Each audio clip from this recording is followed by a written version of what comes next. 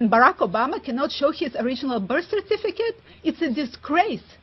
And I've been getting correspondence from people all over the world. I just got a phone call from Japan, from Australia, from Sweden, from Germany, from England, from all over the world. And everybody is saying, what is wrong with your media? Why aren't they covering it? This is the biggest story of the century, and U.S.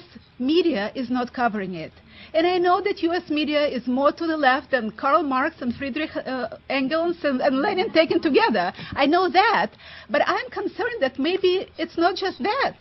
Think about it. Most of the media in this country is owned in the hands of maybe, a handful of companies, 6 companies. And those companies have financial dealings with foreign governments. I was reading not long ago that, as you know, NBC and MSNBC is owned by GE. And just last year, GE has sold its plastics division, GE Plastics, to the basic industries of Saudi Arabia for $1.6 billion. And I'm wondering, when $1.6 billion are paid to this company that owns such a big share of our media, and so much money is changing hands, could it be that there was some deal made somewhere so that their protege is not being hurt, God forbid, so that nobody is saying anything negative about their protege? Possible, don't you think so? And that's why one of the problems that we have right now is that not only we have to do whatever needs to be done to make sure that Barack Obama is not in the White House because he is not eligible to be there, but we need to do whatever needs to be done to clean up the media in the United States, to make sure that there are sanctions. As you know, what was it, a year ago, there was a program, they were showing a football match, and famously Janet Jackson had her bra malfunction, and there were sanctions because it was indecent. Don't you think that it is indecent that for a year now nobody in the media has shown the difference between this birth certificate that Obama put on his Fight the Smears website, which I personally call Fight the Truth website, which shows nothing, and real birth certificate that should show the name of the hospital and the name of the doctor? Don't you think that in a year nobody could find 5 minutes to approach Mr. Obama and tell him, Mr. Obama, why are you not showing your original birth certificate? Why aren't you showing your college records? Why aren't you showing all of those documents to the American people? Can I tell me how much time I have? Another thing I wanted to say, that the issue is not just birth certificates. Birth certificate just helps illustrate this issue. But the point is, regardless of where Mr. Obama was born, whether he was born in Hawaii or Kenya, he is not a natural born citizen. It makes no difference.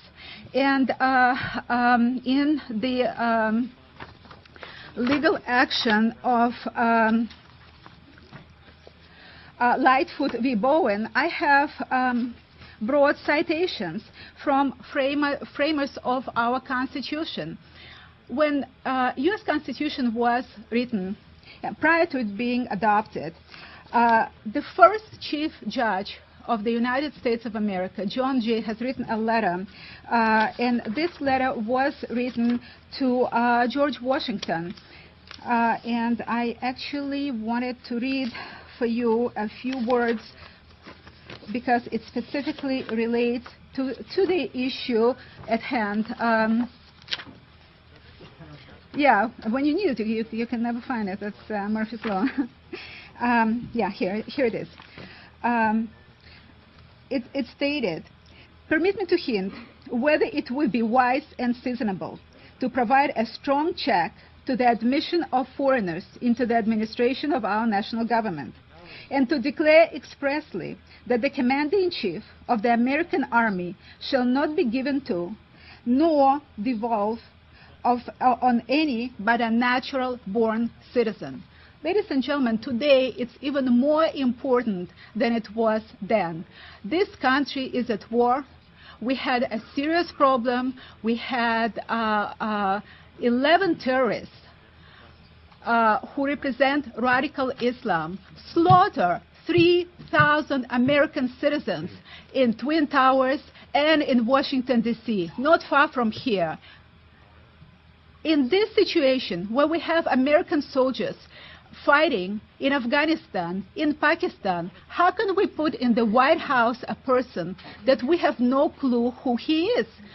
For all we know, this person can have passports of 4 different countries, and we're going to put him in the White House? John Jay, the Chief Justice of the United States of America, has warned us against something like this, and that's what is happening. Let me go further. In terms of the 14th Amendment, John A. Bingham, the framer of the 14th Amendment, defined natural-born citizen as follows: every human being born within the jurisdiction of the United States of parents not owing allegiance to any foreign sovereignty. And due to the fact that Mr. Obama's father, who is Kenyan, and Kenya was a British protectorate at a time, he was a British citizen. He owed allegiance to the Great Britain. Mr. Obama is not eligible to be a natural-born citizen. He is not eligible to be the President of the United States. And another thing that I've noticed, that I've been working with volunteers, and there are groups that together make up something like 300,000 volunteers. And we've been contacting Secretary of State after Secretary of State. And what we found out, that nobody has checked his eligibility. Absolutely nobody. What Secretaries of State were doing, they would get a letter signed by Nancy Pelosi, who was the chair of the Democratic National Convention, stating that Obama was the candidate. They would put him on the ballot, and that was it. Not one single Secretary of State has checked his eligibility. Not one single Secretary of State checked any documents. And we have it documented from the volunteers from all over this country. I have contacted, prior to filing 2 lawsuits, and one of them is going to be heard, is going towards the Supreme Court of the United States, and the justice that assigned to 9th District is going to be Anthony Kennedy.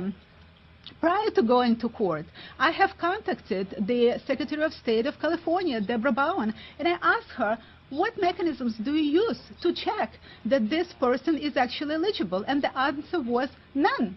They used to do it years ago, and that's why I brought, there are 2 boxes here with the cases, and you can have the whole pleading. But years ago, they used to check, and we have excellent precedents in the state of California. Where it was a case of Cleaver versus Jordan, when the Secretary of State of California, Frank Jordan, has kicked off the ballot Eldridge Cleaver because he was not eligible. Mr. Jordan actually did his job and checked the birth certificate. He found out that Eldridge Cleaver was 34 and not 35, and kicked him off the ballot. And when Eldridge Cleaver complained, he went to the Supreme Court of California. His case was thrown out. He went to the Supreme Court of United States, certiorari, and it was thrown out as well.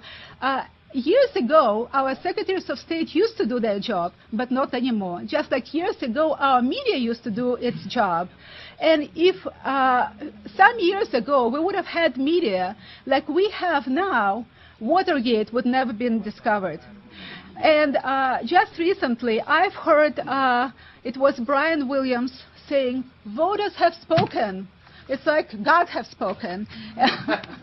And Mel Martinez, here's another one. Mel Martinez is saying, voters have spoken. You know, I Googled Mel Martinez. How many of you know that Mel Martinez is not a natural-born citizen either? One person knew that. So quite possibly, Mel Martinez, who was born in Cuba, figures, wait a minute, if this guy that was born in Kenya can become a president, why shouldn't I, being born in Cuba? And that's why Mr. Mel Martinez is saying, voters have spoken. I think we're done with Mr. Mel Martinez. And another issue here, voters have spoken. When President Nixon was elected, majority of citizens of this country have voted for Nixon. However, where was Mel Martinez when that happened? In Cuba, where was, who was it, Brian Williams, who is saying voters have spoken? Where was he? Out to lunch? When they were investigating, Watergate, Obamagate is much worse than Watergate. The amount